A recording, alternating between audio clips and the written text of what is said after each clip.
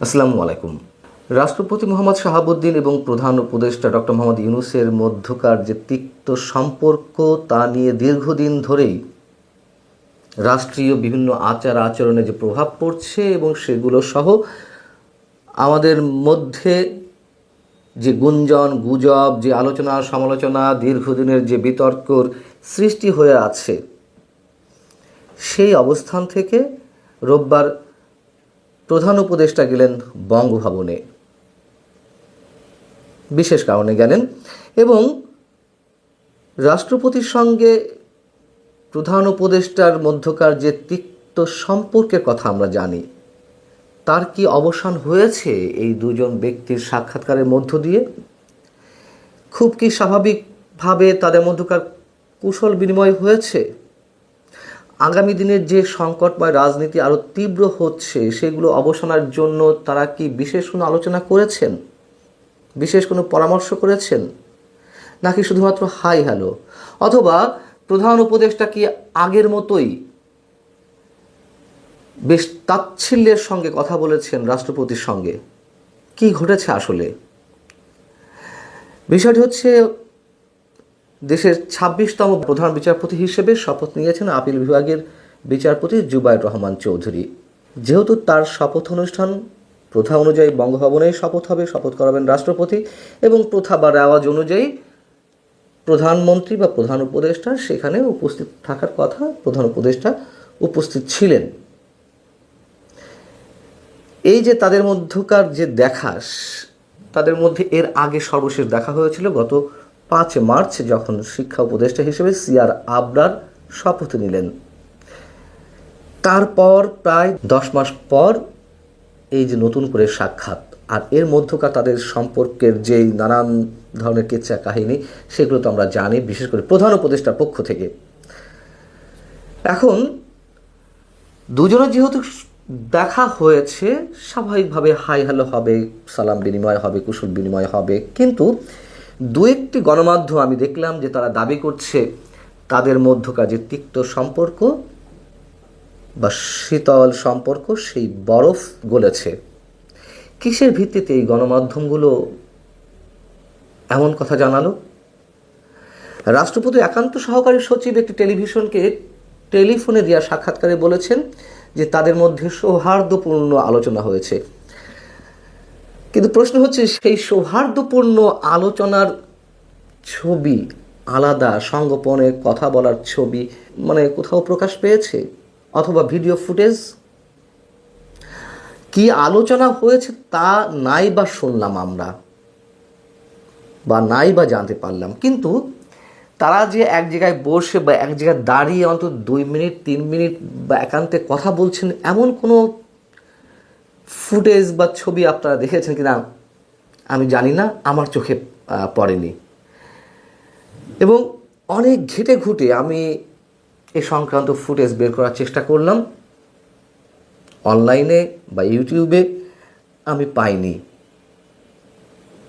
অনেক সময় ধরে আমি এই চেষ্টাটি করেছি, কিন্তু যেটুকু পাওয়া গেল সেখানে দেখা যাচ্ছে যে রাষ্ট্রপতি প্রধান উপদেষ্টাকে সঙ্গে নিয়ে বঙ্গভবনের দরবার হলে প্রবেশ করছেন।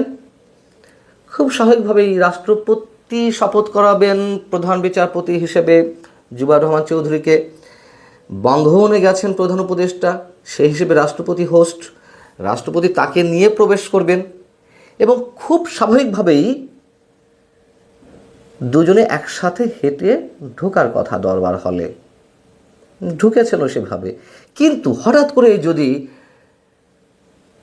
রাষ্ট্রপতিকে ইগনোর করে প্রধান উপদেষ্টা আগে আগে হেঁটে যান, এটা কোনো প্রথার মধ্যে পড়ে, কোনো সভ্যতার মধ্যে পড়ে?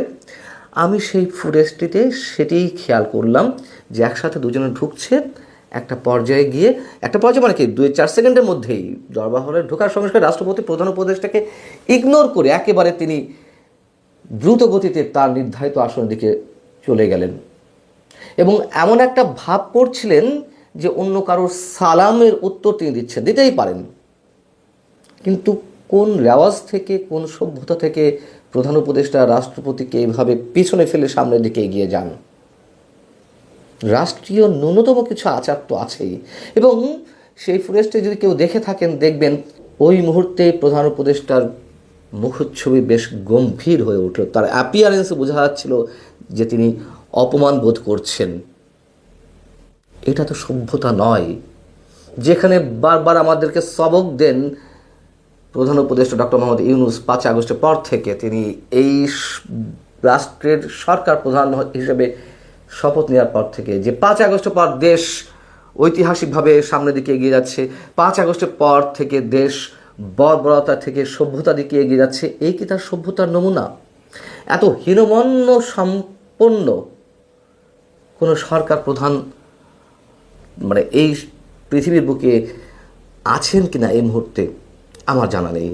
আমি দুঃখিত তার সম্পর্কে এই ধরনের মন্তব্য করতে হচ্ছে যে এই ধরনের নিচু মানসিকতা কেন তিনি হবেন। রাষ্ট্রপতিকে তখন দেখলাম যে তিনি বেশ গম্ভীর হয়ে হঠাৎ করে যেখানে শপথ বাক্য পাঠ করাবেন প্রধান বিচারপতিকে, সেইখানে তার জন্য নির্ধারিত আসনে চলে গেলেন। তার মানে কি আরও একবার অপমান করা হলো রাষ্ট্রপতিকে। বাস্তবতা হচ্ছে তাদের মধ্যে সৌহার্দ্যপূর্ণ কোনো ধরনের কোনো আলোচনা হয়নি।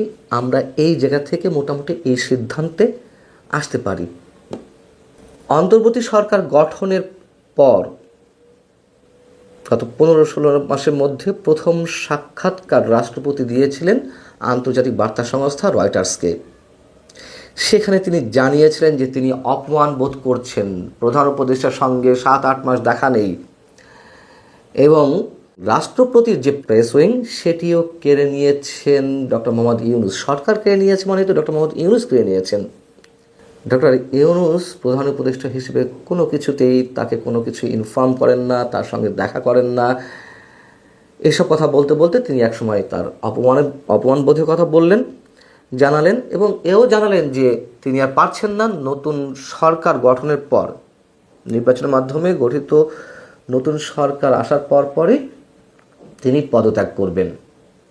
এবং খেয়াল রাখার মতো বিষয়, এটিও আমি আপনাদেরকে এর আগে নোটিশ করেছি, যে রয়টার্সকে সাক্ষাৎকারটি দিয়েছিলেন। আমি বলেছিলাম তফসিল ঘোষণার দিনেই কেন রাষ্ট্রপতিকে মুখ খুলতে হলো, তাও আন্তর্জাতিক বার্তা সংস্থার কাছে। আপনাদের নিশ্চয় মনে আছে সেদিন আগামী ত্রয়োদশ নির্বাচন উপলক্ষে প্রধান নির্বাচন কমিশনার তফসিল ঘোষণা করছিলেন এবং এও বলেছিলাম যে বিশেষ কারোর সিগন্যাল ছাড়া ওই গুরুত্বপূর্ণ দিনটিতে আন্তর্জাতিক বার্তা সংস্থাকেই এই ধরনের সাক্ষাৎকার দেওয়ার কথা নয় রাষ্ট্রপতির। তিনি বিশেষ সিগন্যালের জায়গা থেকে অবশ্যই কথা বলেছেন, মুখ খুলেছিলেন। এবং এই যে তফসিল ঘোষণার বিষয়টি আমরা যেটি দেখে এসেছি, এটি প্রথায় দাঁড়িয়ে গেছে, রেওয়াজে দাঁড়িয়ে গেছে। প্রধান নির্বাচন কমিশন নির্বাচনের তফসিল ঘোষণার আগে সাধারণত আমরা দেখেছি প্রধানমন্ত্রী রাষ্ট্রপতির সঙ্গে দেখা করেন, নির্বাচনের পরিবেশ সম্পর্কে তাকে অবহিত করেন এবং রাষ্ট্রপতির সম্মতি ঘোষণা করেন, হ্যাঁ তফসিল ঘোষণা করা যেতে পারে ইত্যাদি ইত্যাদি। তার কিছুই আমরা এক্ষেত্রেও দেখিনি। প্রধান উপদেষ্টা ডক্টর মোহাম্মদ ইউনূস সাহেব নিঃসন্দেহে আমাদের মাঝে ইতিহাস হয়ে থাকবেন, অবশ্যই ইতিহাস হয়ে থাকবেন, কিন্তু ইতিবাচকভাবে নয়। তিনি এমন কিছু এই বাংলাদেশের বুকে করেননি যার জন্য মানুষ তাকে শ্রদ্ধার সঙ্গে স্মরণ করবে, এ কথা আমাদেরকে বলতেই হচ্ছে। ইতিহাস হয়ে থাকবেন ঠিকই, যে ধরনের নেতিবাচক রেকর্ড বিভিন্ন ক্ষেত্রে তিনি স্থাপন করে গেলেন তার জন্য অবশ্যই তিনি ইতিহাস হয়ে থাকবেন। আল্লাহ হাফেজ, ভালো থাকুন সবাই।